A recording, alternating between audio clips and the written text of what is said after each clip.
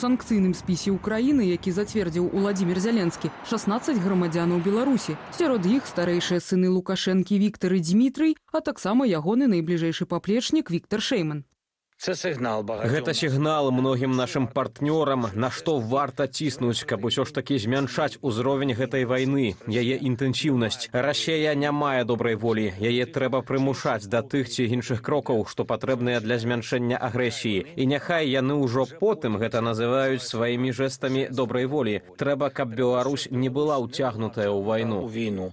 Асноўны удар прыйшоўся па прадпрыемствах, якія працуюць на расійскі вайскова-прамысловы комплекс. Гэта ў прыватнасці заводы Ольса ў Магілёве і тэрмапласт у Менску. Таксама ў санкцыйны спіс Украіны трапіла папраўчая калонія нумар 9, адказная за упакоўку для снарадаў, і нафтахімдыягностыка, якая праводзіць выпрабаванні боепрыпасаў.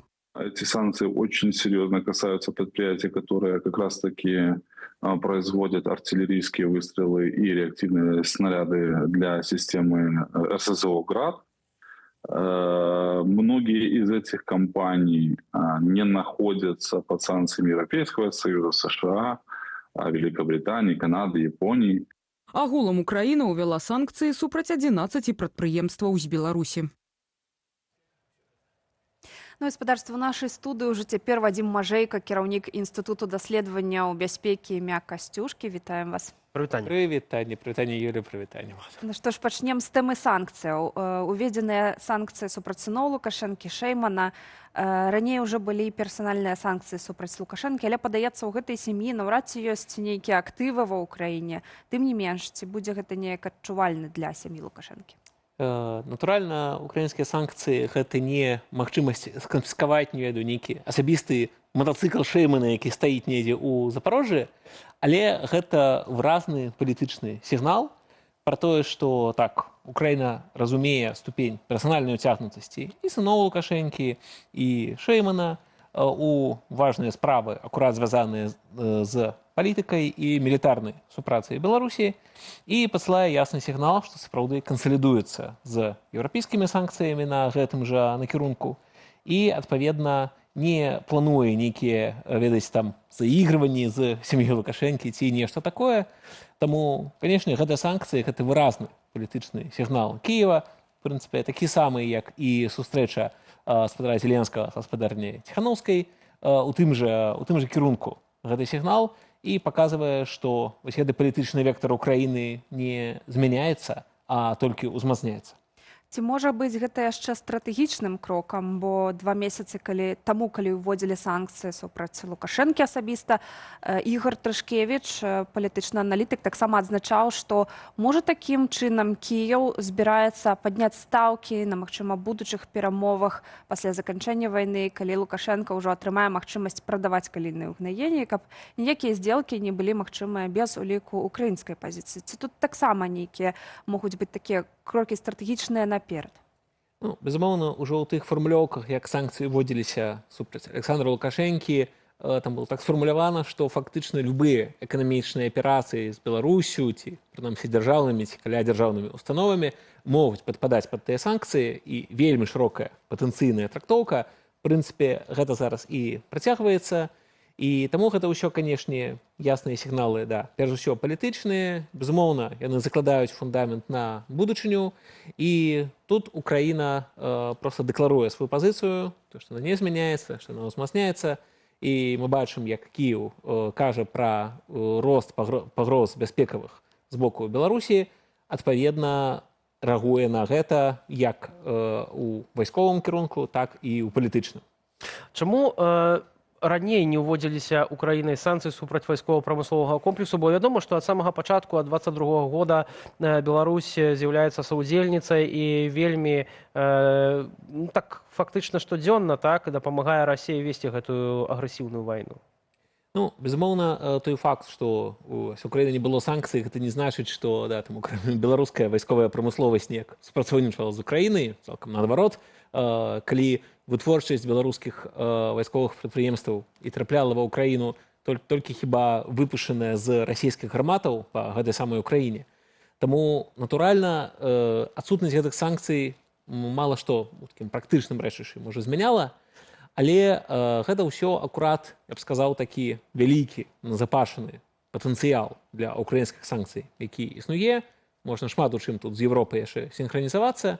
І я мяркую, гэта таксама звязана і са зменамі дзесьці ў тым, як офіс Зеленскага бачыць увогуле сваю палітыку на беларускім накірунку. Звязана таксама са зменамі тым, як заходнія санкцыі адносна Беларусі зараз все ж таки адрозніваюцца амерыканскі і еўрапейскі падыход. І, пэўна, Украіне таксама важна прадэманстраваць тут сваю паслядоўнасць акурат у еўрапейскім рэчышы. Таму і бачым вось такія зараз крокі, якія фактычна прыядноўваюць Украіну да еўрапейскіх санкцый крок за крокам.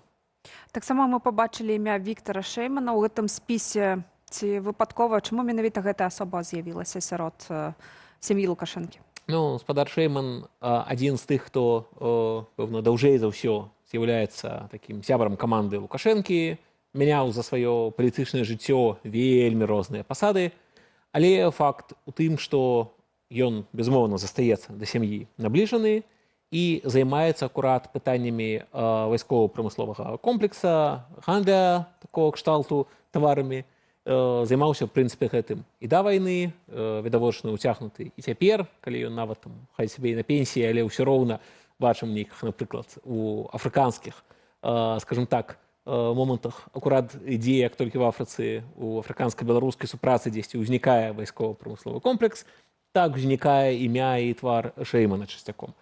Таму Украіна тут дэманструе, што разумее, хто да сям'і набліжаны, хто гэтай тэмай займаецца, і, адпаведна, дае сігнал, што і іншыя дэталі, звязаныя з такой супрацай, ёй вядомыя і могуць быць санкцыямі пакараныя. У нейкі момант падалося, што Украіна сапраўды разварочваецца ад такой стрыманай палітыкі ў дачыненні да рэжыму Лукашэнкі да дэмакратычных сілаў, аднак вось гэты доўгачаканы візіт спадарні Святланы Ціханаўскай ў Кіеў гэтак і не адбыўся. Чаму?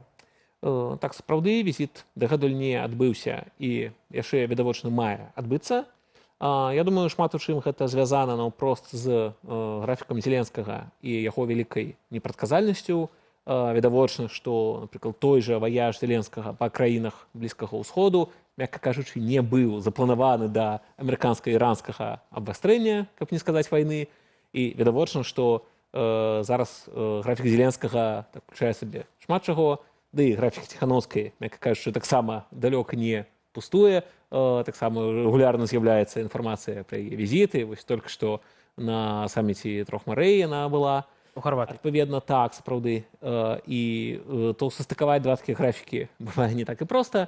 Але мы бачым, што апошнім часам акурат Украіна так, нават калі складана зрабіць, арганізаваць вось такую сустрэчу, Украіна дэманструе, што тэма акурат такого разварота, стрыманай пазіцыі, як слушна зазначыў, да больш такой відавочнай, яскравай арыентацыі на дэмакратычныя сілы і фактычна будаванне прэградаў для любых кантактаў з рэжымам Лукашэнкі, што Украіна дэманструе, што, безумоўна, падтрымліваецца зараз паслядоўна гэтай пазіцыі, не плануе яе мяняць. І мяркую тут сярод іншых прычынаў, гэта, канешне, такое перакананне Украіны, што, па-першае, так, гэтыя дзеянні Украіны не прыводзяць да некай эскалацыі з боку Лукашэнкі, ён на такое не наважваецца, не зацікаўлены ў гэтым, умоўна не будзе адказваць ударамі па тэрыторыі Украіны на санкцыі, хоць гіпатэтычна мог бы. І, па-другое, Украіна таксама бачыць, што уцягванне Лукашэнкі ў вайну, тое, што ён робіць, прычым не толькі там падтрымка некая лагістычнай Расіі, але таксама і вось гэтая каардынацыя удараў шахедамі праз нейкія там вышкі на тэрыторыі Беларусі, што на гэта ўсё Лукашенко ідзе, і стрыманасць пазіцыі Украіны ніяк на гэта не ўплывае і не перадухіляе такія дзеянні. І, магчыма, справа не ў тым, што Лукашенко, можа, хацеў бы ці не, а ў тым, што Расія выкарыстоўвае інфраструктуру Лукашэнкі так, як хоча, яго няма абсалютна ніякай волі, ніяк гэтаму супрацьстаяць, ды і хіба не будзе. Таму і ў краіне няма чаго стрымлівацца. І, зрэшты, апошняе, што адзначу, Украіна зараз, у прынцыпе, адкрыта кажа, што 26-й год гэта не 22-гі, і калі наўпрост будуць удары з тэрыторыі Беларусі, так Украіна будзе адказваць і біць у адказ. І, адпаведна, так, рэжыму Лукашэнкі трэба да такога рыхтавацца. Тут Украіна абсалютна жорстка і выразна дэманструе пазіцыю і дзейнічае з боку сілы.